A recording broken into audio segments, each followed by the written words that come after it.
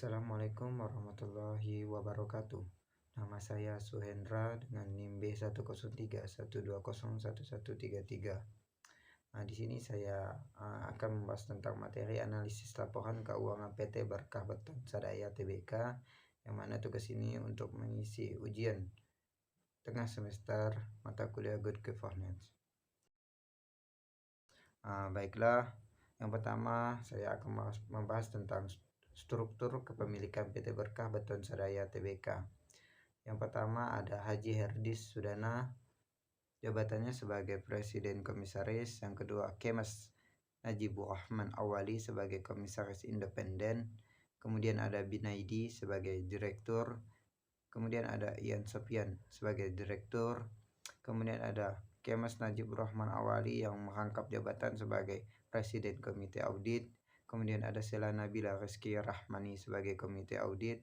Kemudian ada Suwarso Komisaris, Hasan Muldani sebagai Presiden Direktur, Iwan Supriyanto sebagai Direktur. Kemudian ada Pio Rizkia Wetanto sebagai Direktur dan Muhammad Al-Amin sebagai Komite Audit. Yang kedua yaitu perlindungan terhadap hak pemegang saham. Yang pertama yaitu perseroan didirikan dengan nama PT Berkah Beton Sadaya sesuai dengan akta pendirian perseroan terbatas PT Berkah Beton Sadaya Tbk dengan nomor 1012 tanggal 23 Januari 2019 yang dibuat di hadapan Joyce Hapsari Petrini SH MKN, notaris di Subang. Akta telah mendapatkan pengesahan oleh Kemenkumham RI berdasarkan keputusan Kemenkumham RI nomor AHU/0000896.AH.01.01 tahun 2019 pada tanggal 24 Januari 2019 dan telah didaftarkan dalam daftar perseroan nomor AHU/00121.AH.01.11 tahun 2019 tanggal 24 Januari 2019. Selanjutnya yaitu ketiga, tanggung jawab Dewan Komisaris dan Dewan Direksi Komisaris Independen dan struktur pengawasan. Komite Nominasi dan Remunerasi dalam rangka memenuhi POJK nomor 34/2014 dengan susunan Komite Nominasi dan Remunerasi sebagai berikut. Ketua komite yaitu Kemas Najibur Rahman Awali, anggota Julfikar Muhammad Ali Indra, anggota Haji Herdis Sudana. Masa jabatan susunan Komite Nominasi dan Remunerasi di atas terhitung sejak 19 Agustus 2020 sampai dengan 5 tahun yaitu tanggal 19 Agustus 2025 dan dapat diangkat kembali untuk satu periode berikutnya dengan tidak mengurangi hak Dewan Komisaris untuk memberhentikan sewaktu-waktu. Selain itu, perseroan telah membentuk Piagam Komite Nominasi dan Remunerasi tanggal 26 November 2019 yang ditandatangani oleh Dewan Komisaris Perseroan. Untuk tugas dan tanggung jawab dan ketentuan Komite Nominasi dan Remunerasi adalah sebagai berikut. Yang pertama yaitu tugas dan tanggung jawab. Yang pertama terkait dengan fungsi nominasi. Yang pertama yaitu memberikan rekomendasi kepada Dewan Komisaris mengenai komposisi jabatan anggota direksi dan atau anggota Dewan Komisaris. Yang ketiga yaitu kebijakan dan kriteria yang dibutuhkan dalam proses nominasi.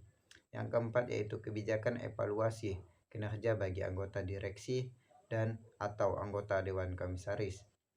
Yang kedua yaitu membantu Dewan Komisaris melakukan penilaian kinerja anggota direksi dan atau anggota Dewan Komisaris berdasarkan tolak ukur yang telah disusun sebagai bahan evaluasi.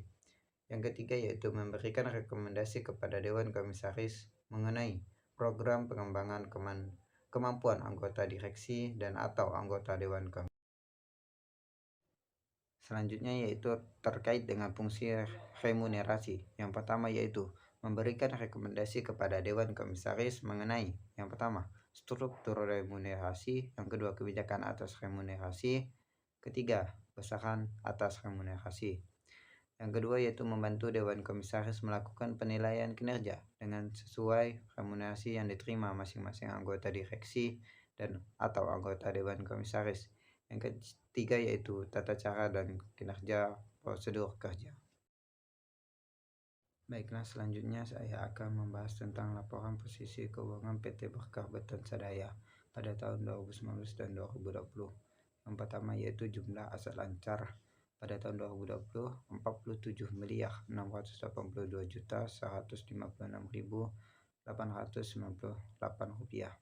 Pada tahun 2019 ada 335 miliar 197 juta 575.582 rupiah. Jumlah aset tidak lancak pada tahun 2020 ada 359 miliar 316 juta 784.827 rupiah. Pada tahun 2019 ada 35 miliar 436 juta 361.129 rupiah. Total asetnya ditambahkan jumlah aset lancah dan jumlah aset tidak lancah, jadi total aset pada tahun 2020 ada 406 miliar 998 juta 941.725 rupiah. Pada tahun 2019 ditotalkan menjadi 370 miliar 626 juta 936.711 rupiah. Kemudian ada jumlah liabilities jangka pendek pada tahun 2020 totalnya 22 miliar 205.000. Selanjutnya yaitu jumlah liabilitas jangka panjang pada tahun 2020 yaitu sebesar 22 miliar 205 juta 495.157 rupiah. Pada tahun 2019 sebesar 332 miliar 572 juta 536.551 rupiah. Jumlah liabilitas jangka pendek pada tahun 2020 sebesar 4 miliar 928 juta 732.951 rupiah. Pada tahun 2019 sebesar 12 miliar 833 juta 164.669 rupiah. Kemudian ditotalkan jumlah liabilitasnya sebesar pada tahun 2020 sebesar 27 miliar 134 juta 228.107 rupiah. Total liabilitas pada tahun 2019 sebesar 345 miliar 405 juta 701.220 rupiah. Kemudian ada jumlah ekuitas sebesar 379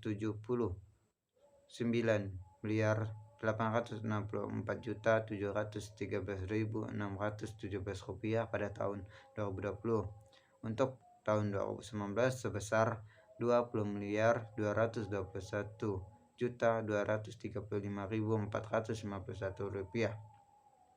Kemudian total untuk jumlah liabilitas dan ekuitas pada tahun 2020 ditotalkan sebesar 406 miliar 998 juta 941.725 rupiah. Untuk jumlah liabilitas dan ekuitas tahun 2019 sebesar 370 miliar 626 juta 936.711 rupiah.